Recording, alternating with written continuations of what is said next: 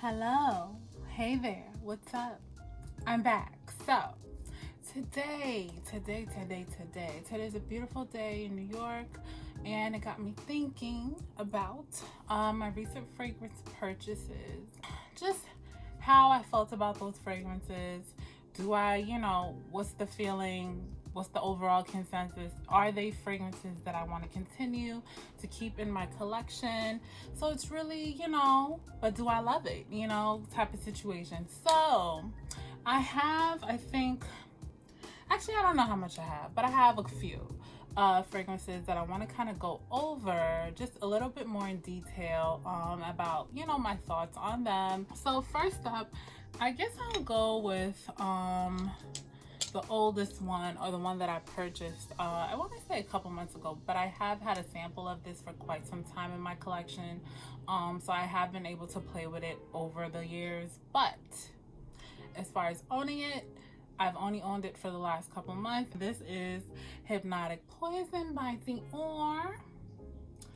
Now, the reason for this purchase, the reason I purchased this fragrance is because I am a big lover of the almond notes. With this fragrance, oh my goodness, I slept on this. I slept on it really, really hard. I'm not even gonna front. With this, you get just a creamy, milky, lactonic almond scent.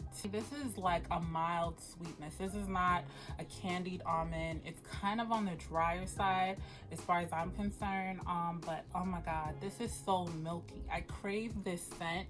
I use this as an everyday scent, and like if I'm like kind of just want something that I don't have to think too hard of, I know it's not gonna bother me, I know that I'm gonna enjoy it. I don't have anything on, so we're gonna put her on. Oh, she's kind of she has a lot of depth, but man, this has some musk and sandalwood and vanilla at the base. I know there's coconut, plum, apricot, there's some woody notes. I believe there's jasmine in here.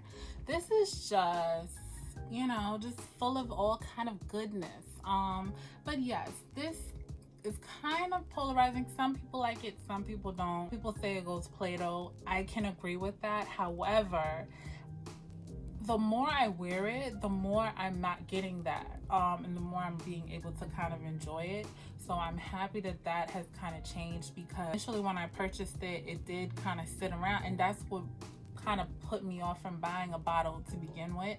But yes, over time, I've really grown an appreciation for this, so I'm very happy I have it. It is starting to get warmer here in New York, so I know that this doesn't have that much longer as far as me wearing it daily, until, once it gets cold again or cooler, I'll definitely start introducing it. But I'm happy that we were able to have this brief period, because oh my god, I love this. The one thing I'll say, this doesn't last as long as I would like it to. And another thing that I do with this fragrance is I layer it heavily. I layer it a lot with Kayali's Vanilla 28. These two together, the sweetness that I felt like this was missing, Kayali comes in with the assist and really just gives me all the things that I need. I thoroughly enjoy this fragrance. It makes me feel very good. It's just a creamy, powdery, woody type of almonds. Very happy that I purchased it, and yes, I love mixing it, like I said, with the Vanilla 28. Very good combination. And when I'm feeling extra spicy, I'll introduce this. This is also something that I recently purchased. This is another almond based fragrance, and this is from Pacifica. This is a cheapie. You can get it at Target. And this is Silver Moon Vanilla Almond Spice. This is another spicy type of almond fragrance. This is strong, y'all. This is, and when I say strong, not like overpowering or anything like that. When I say strong, I mean it actually lasts. For something that I believe they use like essential oils, and they use a more natural organic process to getting the fragrance. And to me, this lasts. This outlasts this, because I wore them together one day. Actually, my crazy, I wore all three of these together because I just wanted to smell delectable, like an almond vanilla bomb. And yeah, I did. But out of everything, this left the show first. this was kind of hanging out, but I smelled this over everything, and I only did like 2 sprays of that. So if you have a Target locally to you, you love vanilla and almond, try it. It's kind of a sugary vanilla almond scent to me, but I really enjoy this as well. So this has been in rotation, and this is Pacifica Silver Moon. So what else have I been loving? I have also, oh my god, I slept on this fragrance. I slept hard on it. I was apprehensive. I kept hearing about the Only One Intense, and I kept hearing about this coconut note in here. And I was like, oh, you know, I'm not interested. And then one day, Macy's had a sale, and I was like, I purchased this, and oh my goodness, it has been quite a while since I have worn a fragrance back to back to back. I'm not a repeater. And I had this in rotation for like 5 days. I had to stop myself actually on the 4th day. I had to stop myself. I said, introduce something else before you get too tired. This is so good. Oh my God.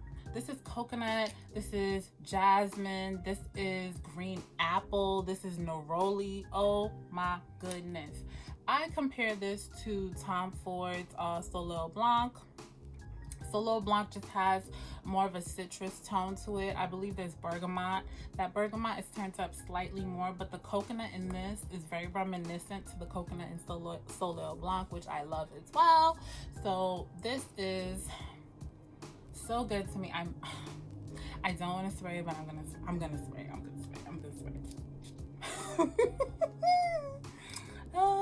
Yeah, this just fits me. You know, people were saying, oh, they like to wear this at night or for the cooler months. To me, this is right now and pretty much all day and forever. Like, I feel like this is an everyday scent. I feel like you could put this bad boy on whenever you want, whenever you're in the mood, and you would be appropriate. I do not think it's too loud. I overspray the hell out of this, and I don't, you know, no one complains. I think I smell alright. You know, I go to work and I be dousing myself with this bad boy, and nobody says anything, like anything bad. You know, it's, you know, oh, you smell nice, but I've never heard anything negative, so I'm thinking it's okay. This is definitely something that I think a lot of people would enjoy this scent. I really do. I think that this is something you could get somebody for a gift, and they wouldn't be mad at you. I think they would rock out with it. So this is a really big love of mine. I am almost positive that I'm gonna go through this bottle, and that's saying a lot. I'm kind of mad that it's so opaque. I don't know what's going on in there, but I know it's got a little dent because I've been really kind of going hard on this. It just, like, I don't have to think about this one. I just put it on and I know it's gonna work out. So yeah, I'm really loving this, absolutely. And this is, like I said, the Only One Intense from Dolce & Gabbana, Fendi Louis Prada. Okay, so this one was in my low risk blind buying haul, and I subsequently actually lost that travel size. I don't lose things, and it's really bothering the hell out of me that I lost it. I took it with me one evening. I had a birthday dinner to go to, and I had this purse on that has like a flat. Anyway, the point is, I'm pretty sure that I lost it. I'm pretty sure that the ladies at the steakhouse got a lick off my little travel size Libre Intense Eau de Toilette, but that's all right because I purchased this, and I'm kind of mad I didn't get the 1.7 ounce. Anywho, this is the Eau de Toilette, y'all. This thing is a transformer. Oh my goodness. Now, initially, I believe when I assessed this, I said that it was giving me like Fruity Pebbles, and I still stand by that. However, I have now had a bit more experience with this fragrance, and I have to say that this fragrance transforms in a way that when you first spray it, you get that orange blossom. You get that orange blossom. You do get the lavender and all of those elements, but it blossoms. The lavender becomes stronger. The citrus element becomes more pronounced.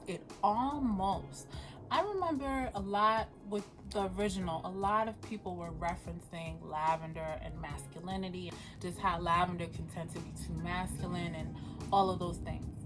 But I kid you not, this fragrance, I wore it to work a couple days ago, and probably, I want to say 3 to 4 hours in of me wearing it, I started smelling like a male cologne, like a sweet cologne. It almost reminds me of Paco Rabanne Invictus.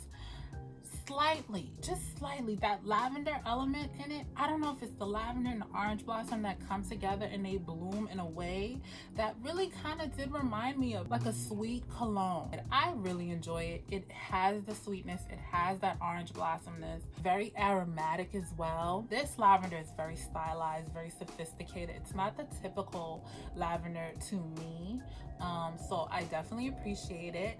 It's very fresh, musky, almost like a marine quality slightly. I think that's coming from the ambergris, giving off that like saltiness. I think that that's what's giving me that cologne feel. I really enjoy it. I really do. It's very fresh and sweet at the same time. Not too cloying. They put enough citrus in there to kind of keep it at a mid-level, keep it moderate and not allow it to go ahead of itself. I think that it's a great addition for like a spring, summer, lighter, warmer climate. I really do. I find it to be very refreshing, very enjoyable. I feel like this was definitely a good buy. I can see myself going through this bottle eventually. So, you know, I am mad I lost that travel though. Hopefully it turns up, but I honestly think somebody got it, y'all. I think I got that. Anywho, this is Libre of the Toilette by Yves Saint Laurent. Okay, and last but certainly not least, this is, of course, you know, your girl got to travel. I have to smell it first to see if I want her to stay. This is Sweet Diamond Pink Pepper. Sweet Diamond Pink Pepper. Okay, so y'all, I love this. Video's over. I love the fragrance. Like, I was shook that I actually really love the hell out of this. Like, I really enjoy this fragrance. To me, they dumped like half a bottle of vanilla 28, then put a bunch of like rose notes, some musky elements, some amber, and you know, of course, the pink pepper. It was like, boom, here you go. And I ain't mad at it. I am not mad at this. I love this. I sprayed this and I have been playing with some samples from Mason Francis Kirkjohn, which I have a video coming up on that. And I don't want anybody to come for me. I really don't. However, Oud Satin Mood, the extrait, made me appreciate this pink. They are not the same fragrance. However, I have tested them. I have my strips here. And hold that thought. I have my strips here. It's really ghetto. I gotta get some new blotters. So I recently had a birthday. I have all these little cards hanging around. So I was like, listen, recycle, reuse. I know. They're not the same fragrance at all. I promise. Please do not come for me. But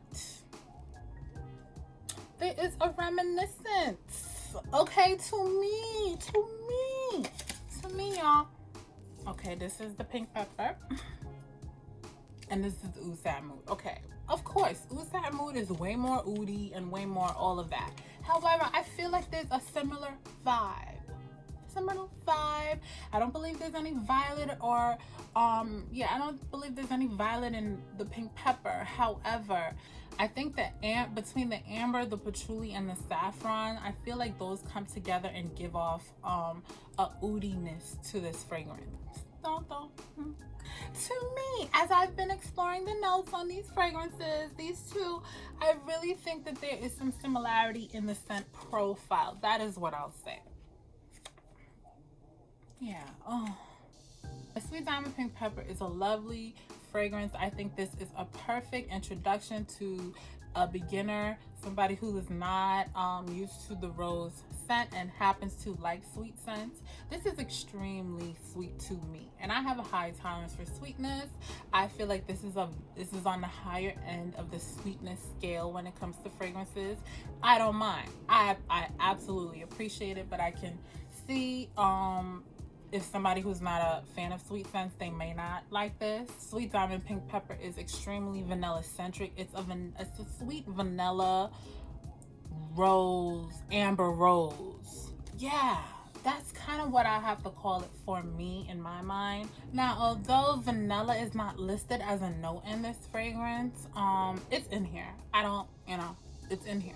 They have vanilla orchid, but that's, from what I'm understanding, a fantasy note.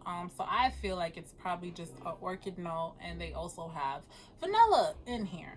There's an abundance of it, which is why I find it hard to believe that it's not listed as a note. But I understand. The Bulgarian rose, May rose in this scent, you do get them. They're blended extremely well. They're you get above a whisper of it, but it's a rose scent for sure, but it's not taking over. It's a very likable, easy rose. Yeah, this, I had to restrain myself from wearing this more than I did. I wore this for Mother's Day, and I remember my brother gave me a hug, and he was like, "Oh my God, you smell it so sweet." And I was like, "Yeah, I'm testing out a new frag." But yeah, it's a very sweet fragrance, very fragrant. The projection is pretty good on this. I feel like the sillage is pretty good on this. I have to test it some more, but yeah, when I went to my mom's house, I'm an oversprayer, but when I went to my mom's, people were able to smell it enough to where they complimented me on the fragrance. So, I think that that's a good sign. I definitely will be getting a bigger bottle of this. I really like it that much. Very happy with this purchase. So yes, please pick this up if you haven't. Yes. Sweet Diamond, Pink Pepper, 25. And I believe that is all I have for you today. It was just those few fragrances that to me really just stood out in the last couple weeks of me wearing them, and I just really feel very happy with those purchases. Those are fragrances that I can honestly say that I love. Like, I don't like them. We not just, I love those fragrances. Hope you enjoyed it. Please like, comment, and subscribe. So I hope you enjoyed my video. I hope it found you well, and I hope you have a wonderful day. You take care of yourself, and I will talk to you later. Bye.